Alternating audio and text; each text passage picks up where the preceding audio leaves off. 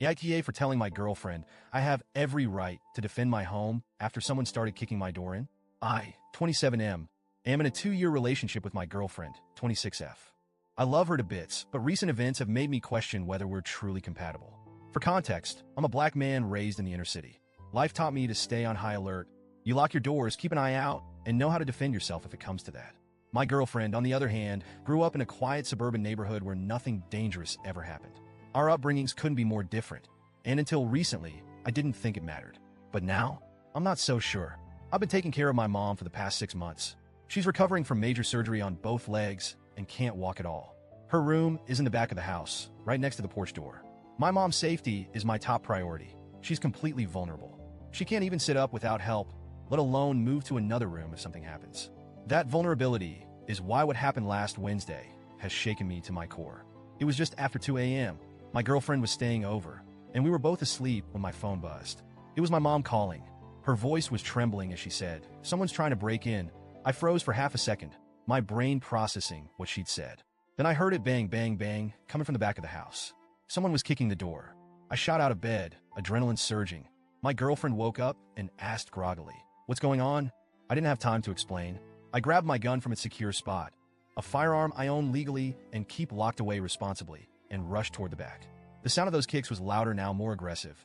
My heart was pounding, but I wasn't thinking about myself. All I could picture was my mom lying there, helpless and terrified, just feet away from that door.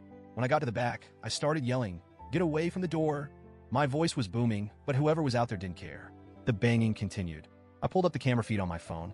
The porch light was on, and I could see them clearly, 3 people, all in dark clothes. One of them turned to the others and said, "Keep going. It doesn't matter." I saw red. My home wasn't just some random target. My family was inside. I activated the speaker on the camera and shouted, "I have a gun. It's loaded. If you kick that door one more time, I will shoot." That's when my girlfriend appeared behind me, frantic.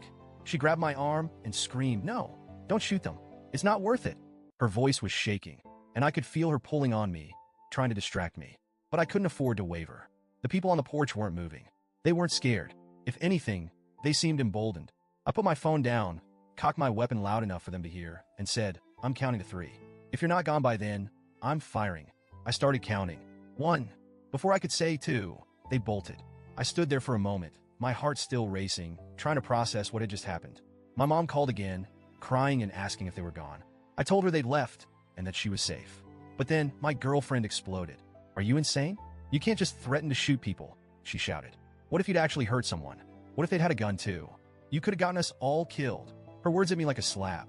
I just prevented a break-in, maybe even saved lives, and she was yelling at me? I snapped back. "We're not having this conversation right now. I need to call the police."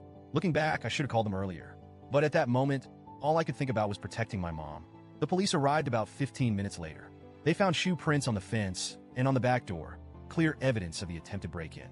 They patrolled the area, but didn't find anyone. Once the cops left, my girlfriend unleashed on me again.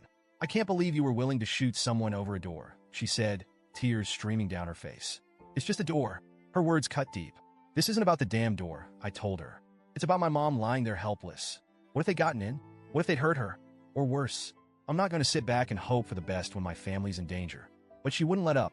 There's never a reason to hurt or kill someone. Ever. Violence isn't the answer. It just makes you as bad as them. I couldn't believe what I was hearing. The only reason you think violence isn't the answer is because you've never had to deal with real danger. You've never had to protect someone you love. That shut her up, but the damage was done. She spent the rest of the night in stony silence, and since then, she's barely spoken to me. The more I think about it, the more conflicted I feel. On one hand, I understand that my girlfriend comes from a different world.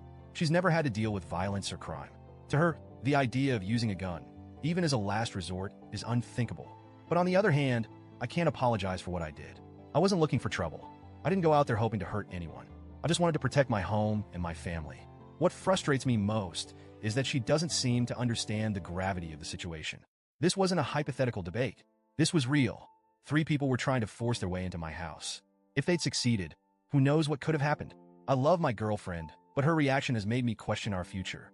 If she can't support me when I'm protecting my family, can we really make this work?